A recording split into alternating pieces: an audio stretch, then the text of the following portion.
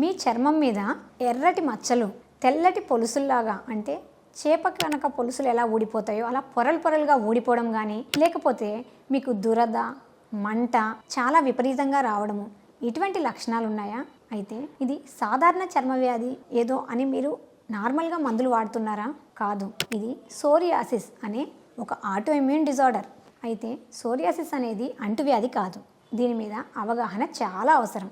చాలామంది సోరియాసిస్తో బాధపడే వాళ్ళు ఈ మంట దురద తట్టుకోలేక ఏదో ఒక స్టెరాయిడ్, ఏదో ఒక క్రీము వాడుతూ ఉంటారు.